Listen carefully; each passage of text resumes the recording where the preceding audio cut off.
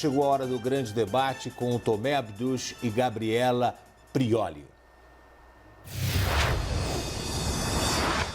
E agora nós vamos falar mais sobre a decisão do governo de retirar o trecho da medida provisória que permitia que empresas suspendessem por até 4 meses os contratos de trabalho.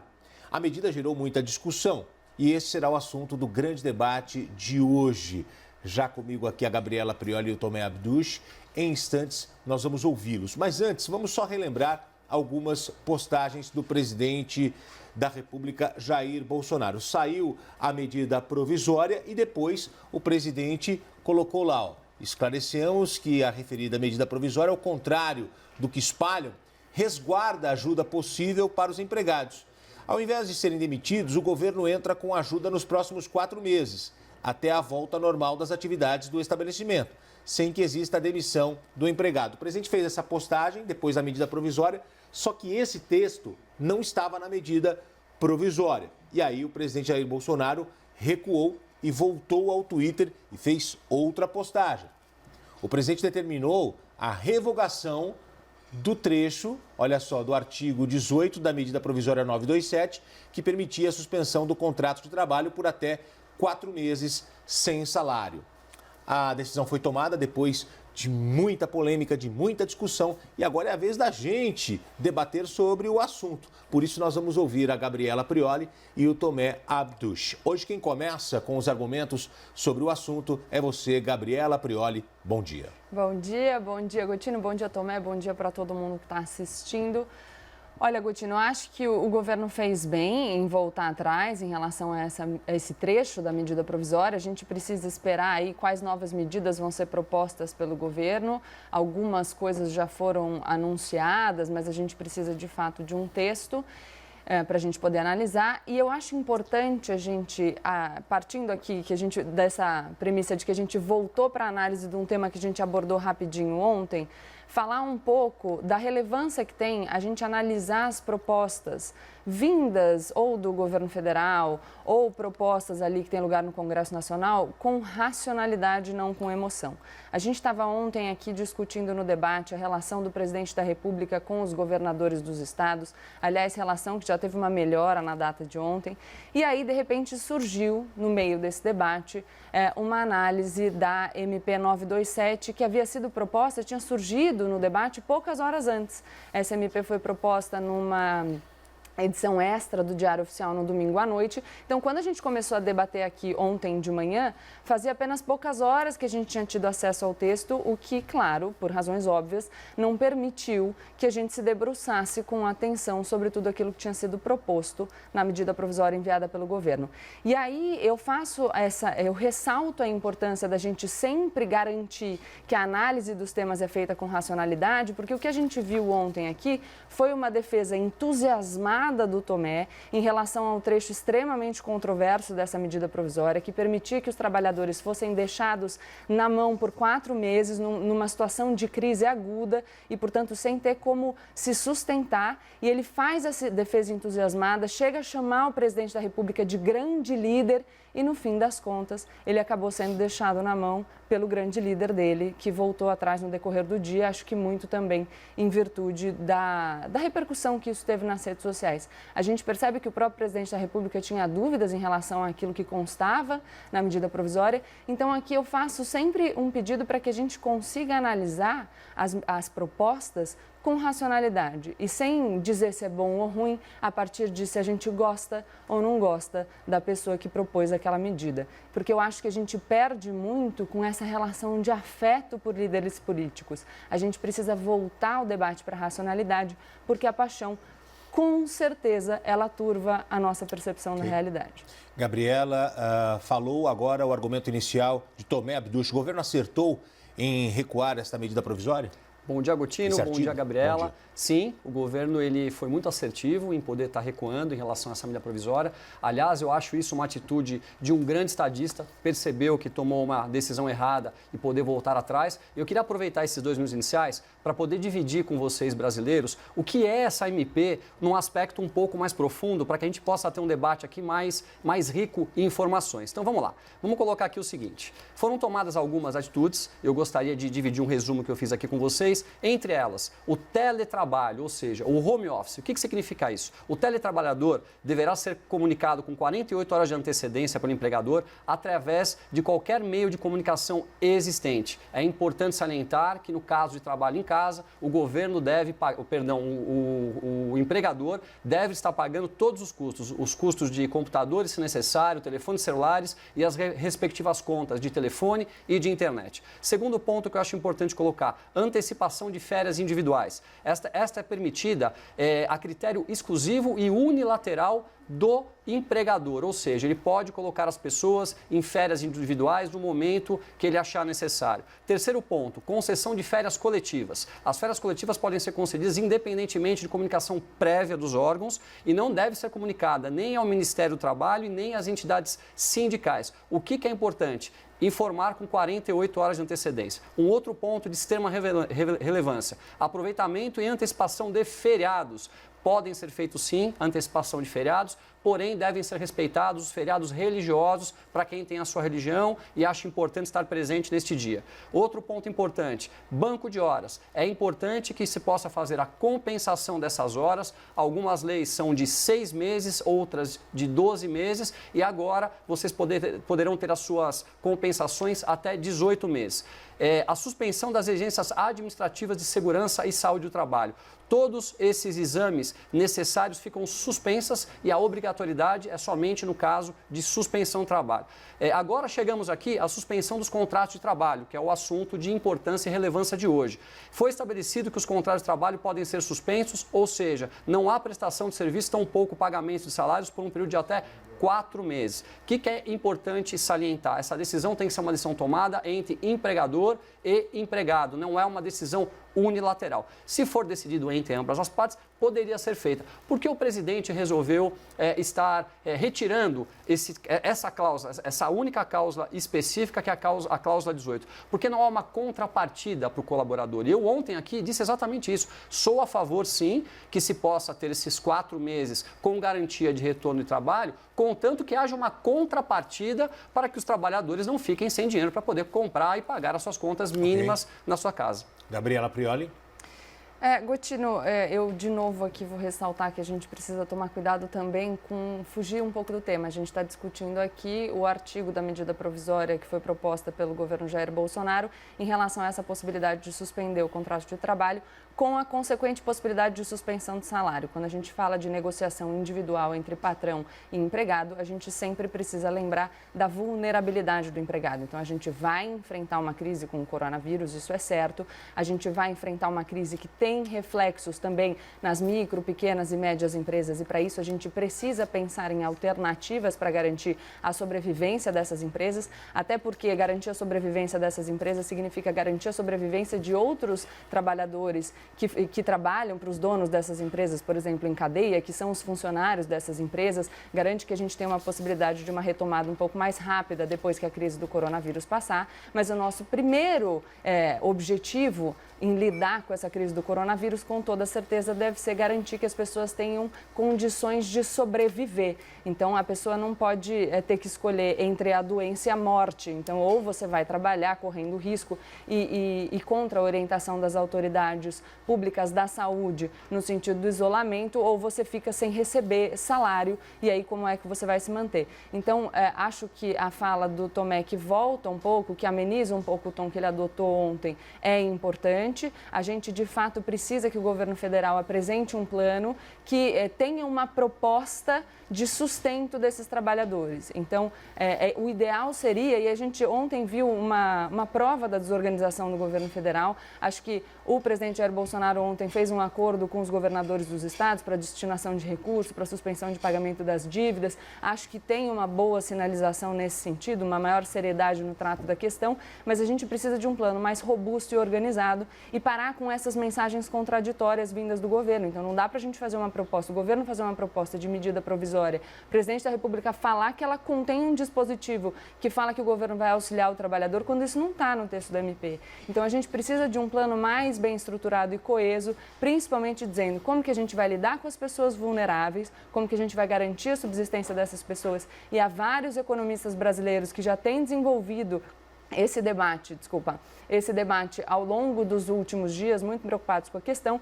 e a gente precisa também pensar em alternativas para garantir a sobrevivência das micro, pequenas e médias empresas, claro, sem jogar todo o custo disso nas costas do trabalhador, deixando-o desamparado. Então, a gente precisa sempre pensar que agora o momento é de união, mas de união para a gente garantir que as pessoas consigam sobreviver a essa crise com dignidade. Tomé?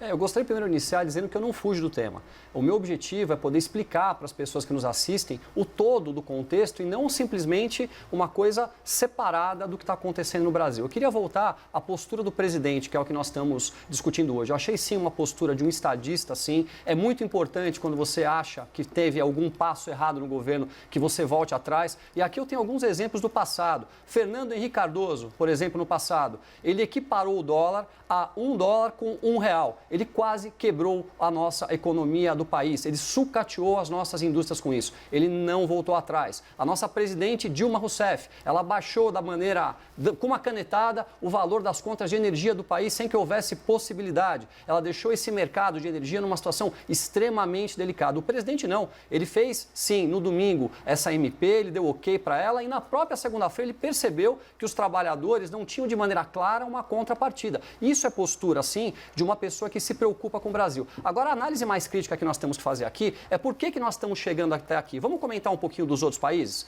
Vamos falar um pouquinho do Reino Unido. O Reino Unido está colocando uma medida extremamente importante, onde ele está pagando 75% da conta dos trabalhadores do país. Nós temos também outras medidas sendo adotadas agora pelos Estados Unidos, que ainda vai ser colocada para ser votada dentro do Congresso americano, que é uma ajuda de $1.000 para cada um dos trabalhadores desempregados. Nós temos o Banco de Crédito Europeu, também tomando uma atitude muito bacana, ejetando 75 bilhões de dólares na economia, para que a economia possa sustentar tudo, na verdade, voltado à ajuda às empresas, que é quem realmente fazem os empregos acontecer no Brasil. Isso representa, para você ter uma ideia, no Reino Unido, 15% do PIB. Nós temos a Espanha colocando 20% do seu PIB voltado à ajuda às empresas. Então, nós temos sim que ajudar as empresas, pois são elas que fazem com que essas pessoas possam sair das suas casas e terem aonde trabalhar. Agora, fazendo aqui uma análise um pouco mais detalhada, por que nós chegamos hoje no Brasil na situação que nós estamos?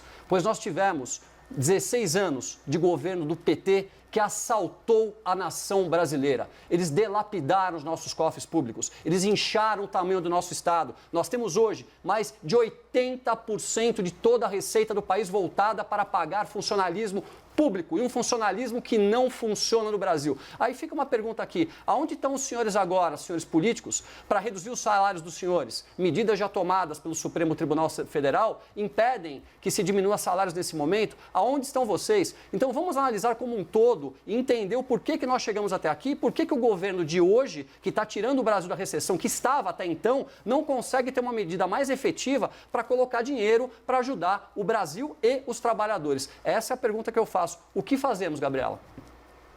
O que fazemos? A gente segue o exemplo internacional, que tem mostrado que agora a gente não precisa se preocupar com o déficit público, então a gente já decretou o estado de calamidade, o que permite que o governo descumpra a meta fiscal estabelecida. Então agora, por meio de créditos extraordinários, a gente tem que, por exemplo, emitir títulos da dívida pública e aumentando esse déficit, garantir a sobrevivência de trabalhadores mais vulneráveis, com, por exemplo, a proposta de renda mínima emergencial e não universal, porque também não atrelada ao Bolsa Família, porque não é mediante contrapartida. A gente precisa pensar, por exemplo, em abertura de linhas de crédito para as micro, pequenas e médias empresas, em pensar, por exemplo, com a possibilidade de suspensão dos contratos com o governo pagando, então complementando o salário dos trabalhadores para que nós não os deixemos vulneráveis, e pensar em medidas depois de investimento do Estado para reaquecer a economia quando a gente superar a crise. Então, é essa a conclusão.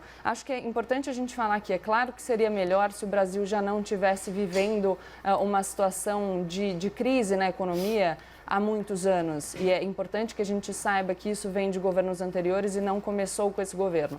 Mas eu insisto aqui que a gente precisa parar com essa de novo, de algo que leva a gente para a paixão, que é voltar para esse repúdio aos governos anteriores e ficar falando sempre de tudo que aconteceu, quase como se a gente quisesse movimentar as pessoas que estão assistindo pelo coração. Acho que a gente não precisa fazer isso. O presidente Jair Bolsonaro foi eleito em 2018 já sabendo que o país enfrentava uma crise. A proposta do governo era insistir nas reformas estruturais para que se restabelecesse a confiança no país, mas essa agenda teve que ser abandonada em virtude de uma crise que não foi prevista. Agora, a crise se apresentou e a gente precisa cobrar o governo para que ele trate com respeito e comprometimento a crise que se apresenta. Então, a gente viu primeiro o presidente da República minimizando os problemas, a gravidade do risco à saúde, e aqui eu corrijo um pouco a minha fala anterior, porque eu falei de vulneráveis, de pequenas empresas, mas a gente também precisa destinar recursos para a saúde como primeiro objetivo, né? Então, aqui fica a minha correção.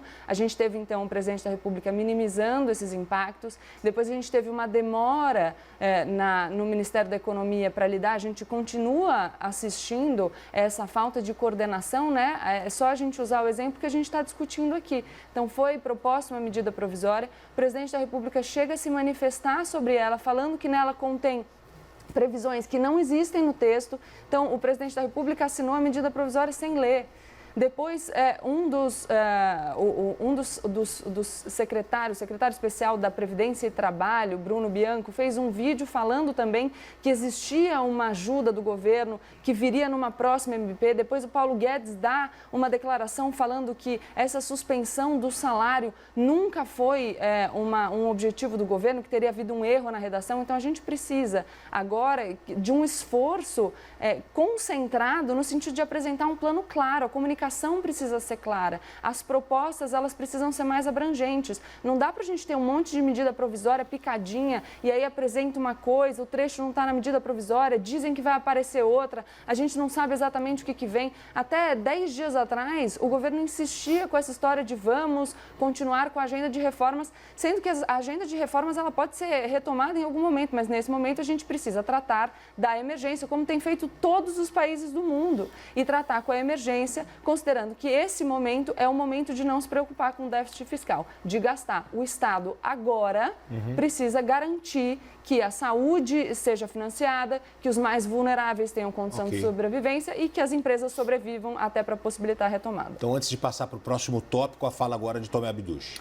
Olha, o meu discurso não é um discurso apaixonado, não. É um discurso realista do que aconteceu e uma mensagem para que a gente nunca mais, na história desse país, nos deixamos ser enganados pelas pessoas que nos governaram no passado, por pessoas que se utilizaram da simplicidade, da simplicidade das pessoas mais pobres e que precisavam mais do nosso país para poder assaltar a nossa nação. Nós estamos passando, sim, uma crise muito grave, que não é uma crise causada simplesmente pelo governo, ou pelo governo passado, ou pelo governo presente, é uma crise mundial, mas essa crise está sendo muito afetada e será muito economicamente por tudo que nós vivemos. Nós estamos vendo, sim, um governo trabalhando todos os dias para poder tirar a gente da crise. Ontem, depois do nosso discurso aqui, nós demos uma chacoalhada ali nos governadores e percebemos que a comunicação existiu, foi só falar que marcaram, foram todos recebidos. Então, quer dizer, são histórias dos dois lados. Ah, nós não temos interlocução. Será que eles querem interlocução ou é somente o discurso que não querem? Quando foi pedida interlocução, teve interlocução. Ontem conversaram, me parece que as coisas andaram bem. Eu espero que haja um alinhamento entre todos eles, governo e esfera federal, pensando no Brasil nesse momento. Mas a gente não pode deixar o nosso passado esquecido, como foi feito sempre pelos nossos brasileiros. Nós não nos recordamos em quem nós votamos no passado. Essa é a grande realidade. E nós abrimos espaço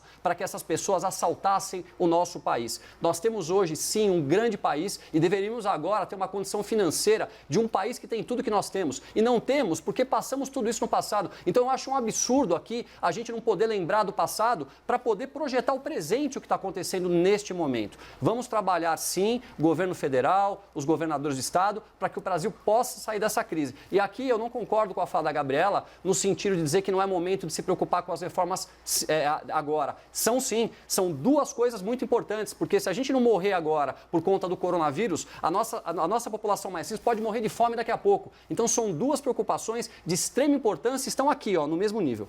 Bom, e a gente vai seguir agora com o próximo tópico, ainda dentro desse tema. Com a retirada do trecho sobre a suspensão dos contratos de trabalho por 4 meses, a medida provisória editada pelo presidente ficou da seguinte maneira, embora o Tomé Abduch já tenha citado alguns pontos, veja bem, trabalho à distância, home office, antecipação das férias individuais, concessão de férias coletivas, aproveitamento e antecipação de feriados, né? São pontos relevantes aí, regime especial de compensação de horas no futuro, suspensão de exigências administrativas em segurança e saúde no trabalho, adiamento do recolhimento do FGTS. São os pontos principais desta medida provisória. Inclusive, a gente deve ter novidade hoje, né, com novas informações aí sobre essa relação de trabalho entre empregado e empregador. As medidas os pontos que permaneceram na medida provisória, vocês gostaram? Estão de acordo, Gabriela? Ô, Gotino, eu acho que é importante que a gente agora preveja algumas alterações nos regimes de trabalho, porque afinal a gente está enfrentando uma situação que vai fazer com que os trabalhadores tenham que ficar em casa. E repito aqui, a gente precisa garantir a sobrevivência das empresas, mas eu sinto falta, reitero, de um plano mais abrangente. Me incomoda que sejam medidas pontuais apresentadas de forma dissociada, porque eu acho que a gente prejudica aí uma análise global. Então, a gente tem uma promessa de que vai vir uma proposta de suspensão de parte da jornada com alguma contraprestação por parte do governo. A gente não sabe exatamente como vai ser isso, quanto que o governo vai pagar, a gente não tem previsão aí de uma renda complementar eventualmente para as famílias. Então, fica difícil a gente analisar. Eu acho importante dizer que sobre a medida provisória, inclusive os dispositivos que permaneceram aí, porque a gente precisa de um envio de uma nova medida provisória por parte do governo, né? A medida provisória é uma medida que vigora já desde que ela é publicada e a gente precisa de uma nova para alterar essas coisas, porque a medida provisória ela deve ser aprovada pelo Congresso, mas ela tem um prazo de validade a partir do momento que ela é editada. E é importante dizer que a oposição já pediu a devolução dessa medida provisória, inclusive esse instrumento é um instrumento complexo aí do direito, mas já pediu a devolução dessa medida provisória com todos os pontos e disse, inclusive, que vai questionar via ação direta de inconstitucionalidade junto ao STF a própria validade desses dispositivos, principalmente naquilo que se refere às negociações individuais, justamente por causa da vulnerabilidade do trabalhador. Tem, inclusive, um parecer da OAB sobre a medida provisória 927, e aqui eu vou citar aspas da OAB que diz o seguinte: a MP produz efeitos brutais que violam garantias mínimas que a Constituição brasileira assegura aos trabalhadores, sobretudo com prejuízos severos à renda dos trabalhadores e à sua integridade física. Então, a gente precisa fazer uma análise do plano, de novo, mais geral. Acho complicado que a gente fique analisando as coisas aos pouquinhos e acho que isso prejudica o enfrentamento da crise. Agora, se a gente vai precisar de formas alternativas de trabalho, a gente vai precisar. E a gente vai precisar de uma presença do Estado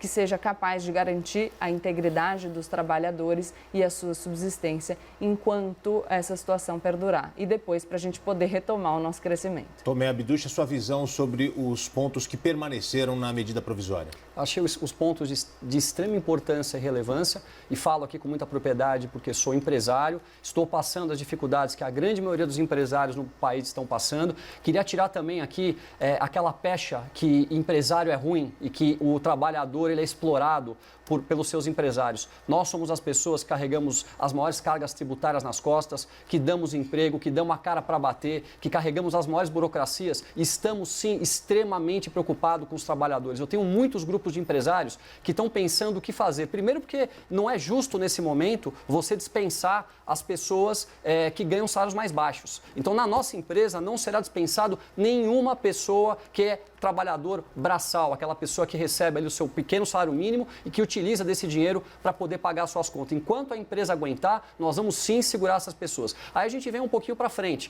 Temos trabalhadores PJs que com salários maiores, que nesse momento poderão sim ter os seus salários diminuídos para a sobrevivência da empresa, porque se a empresa não sobreviver, não vai ter emprego para ninguém depois. As outras medidas também são muito importantes, como o fundo de garantia e outras posturas que o governo está tendo para poder preservar as empresas. Mas essa conta, no final da história, por conta de todo o histórico passado, ela vai ser paga, sabe por quem? Por você, cidadão brasileiro. Por você, mais pobre, por nós, empresários, que geramos empregos e por cada uma das pessoas deste país. Se nós não tivermos um governo íntegro, honesto, capacitado, com pessoas técnicas, se nós não diminuirmos o tamanho do Estado no futuro, se nós não tivermos nesse momento aqui o apoio dos senhores políticos para que vocês diminuam seus salários, vocês são responsáveis por 80% de tudo que é arrecadado no Brasil, vamos cortar pela metade? Faço aqui um desafio aos senhores. Ganhem metade, vocês vão passar a ter 40% de tudo que é arrecadado. Esse dinheiro vai sobrar. O fundo eleitoral ele tem que ser imediatamente revertido para a saúde do Brasil. O povo brasileiro não pode mais admitir esse tipo de postura. E o restante das posturas, que eu já passei ontem, são posturas de extrema importância, mas é um momento muito delicado do mundo. Está todo mundo muito em dúvida, isso é novidade. É difícil você tomar uma atitude certa de uma primeira iniciativa sem nunca ter passado por isso. Há uma curva de aprendizado e eu acho que o governo está tendo essa curva, com certeza, muito mais rápido do que muitos países do mundo. Seguindo com o nosso grande debate, o presidente da Câmara, Rodrigo Maia, ele apoiou o recuo neste artigo da medida provisória. O presidente da Câmara dos Deputados, Rodrigo Maia, ele deu uma entrevista exclusiva à CNN ontem e falou sobre esse trecho que foi retirado da MP. Vamos ver. O artigo 18 é que, de fato, era impensável, né? Porque ele gerava a suspensão do contrato de trabalho sem nenhuma garantia do governo de uma renda para o trabalhador para que ele possa, né, para que ele pudesse ter esse contrato suspenso. Então, o governo, acho que para a tranquilidade de todos, nesse momento de tanta aflição, né, o governo suprimiu esse artigo. Acho que o resto dá para discutir. Agora é com você, Tomé Abduch, a sua vez. O Rodrigo Maia não falou nada mais do que o próprio presidente no momento que ele cancela essa medida. Ele está correto no que ele colocou, realmente essa medida tem que ter um contraponto para os nossos trabalhadores, mas como eu coloquei aqui, eu queria ver o presidente Rodrigo Maia nesse momento aqui, trabalhando pelo fundo partidário e pelas causas importantes agora, que são as importantes reformas que vão vir em seguida, que devem ser aprovadas. Pacto Federativo, a redução tributária e todas as outras importantes reformas que já foram colocadas no colo dele. Isso é importante para quando passarmos a crise, podemos estar com o país preparado para a gente poder voar de novo e aí sim poder respeitar cada um dos brasileiros. Bom, só como informação, o presidente da Câmara dos Deputados, nessa entrevista, falou sim sobre a possibilidade de redução de salário e também sinalizou o uso do dinheiro que está no fundo partidário e no fundo eleitoral, deixando a cargo, inclusive, do presidente da República, Jair Bolsonaro. Foi uma entrevista realmente muito importante, porque mostra a disponibilidade aí de mais valores do Congresso para que seja usado no combate ao coronavírus. Agora, Gabriela Prioli. Vou já começar te agradecendo, Gotino, porque você adiantou um pedacinho aí da minha fala. É porque eu fiz a entrevista com a Daniela Lima. Mas eu ia falar exatamente isso. Então, claro que a gente está num momento novo, essa crise se apresentou, é natural que a gente tenha que lidar com o aprendizado. E aí, por isso que é tão importante que a gente faça críticas aos agentes públicos e não que a gente avalie a atuação dos agentes públicos de novo com base no afeto. Então, a gente precisa levar o coronavírus a sério e não dizer que ele é só mais uma gripezinha, cumprir a orientação das autoridades públicas de saúde no sentido de garantir o isolamento das pessoas para a gente achatar a curva de disseminação e propor um plano mais coeso e estruturado para que a gente possa, repito aqui, garantir os investimentos em saúde, garantir a vida digna das pessoas que estão mais vulneráveis e garantir a sobrevivência das micro, pequenas e médias empresas. Falo também que o presidente da Câmara, Rodrigo Maia, em entrevista aqui à CNN, já acenou a possibilidade de direcionamento dos recursos do fundo eleitoral e do fundo partidário para os investimentos que se fizerem necessários para a gente enfrentar essa crise. Falou também de eventual destinação de parte do salário não só dos parlamentares, mas dos servidores dos poderes. É importante a gente dizer que a agenda de reformas pode ser retomada depois que a gente enfrentar esse período. Então, primeiro, a gente está vendo que o governo tem dificuldade de apresentar um plano mais estruturado, né? Pensando só nisso. Então, a gente precisa primeiro concentrar os esforços para a apresentação desse plano mais estruturado e aí depois a gente pode retomar a agenda de reformas, que é a proposta que elegeu o presidente Jair Bolsonaro, e dizendo aqui que o Congresso, no que foi solicitado, respondeu à agenda de reformas. A gente teve a aprovação da reforma da Previdência no ano passado e outras reformas que muito foram discutidas, como, por exemplo, a tributária, não recebeu as considerações do governo e a administrativa sequer foi enviada do governo para o Congresso. Quero aqui fazer uma consideração sobre a fala do Tomé. Tomé, eu sei que você é empresário, você falou que os seus trabalhadores PJ, se eles são trabalhadores, eles não são PJ.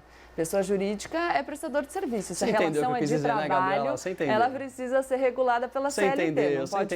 Não pode fugir disso. Isso está dentro da lei. E é importante a gente dizer o seguinte aqui, deixar muito claro. Ninguém está falando que o empresário seja um vilão.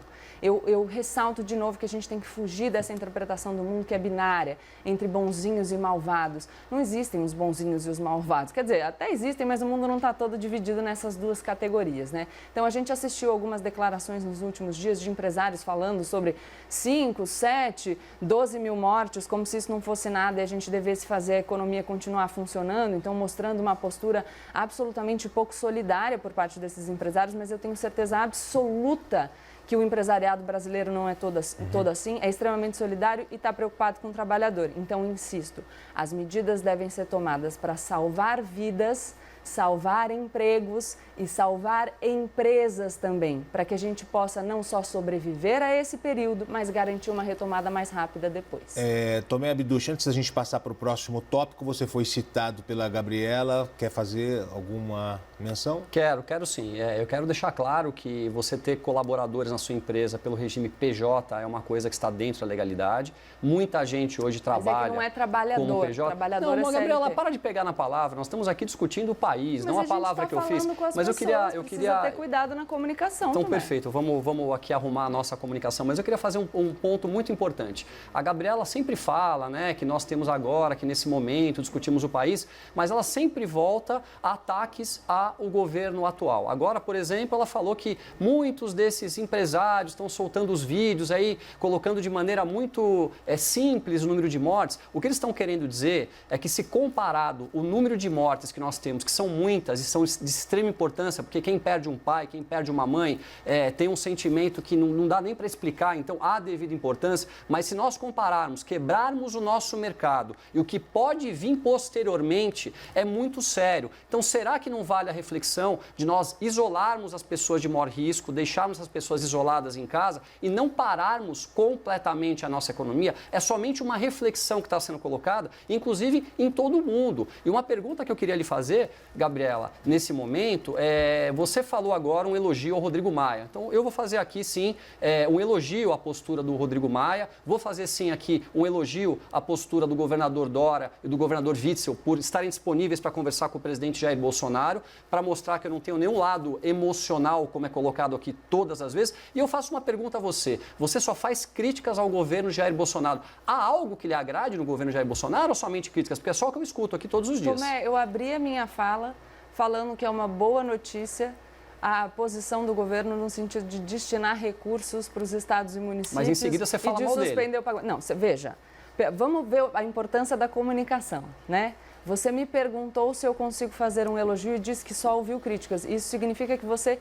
sequer ouviu o meu discurso. Não, eu ouvi muito bem, eu escuto todos os dias o seu discurso. Pode me dar licença que eu estou falando?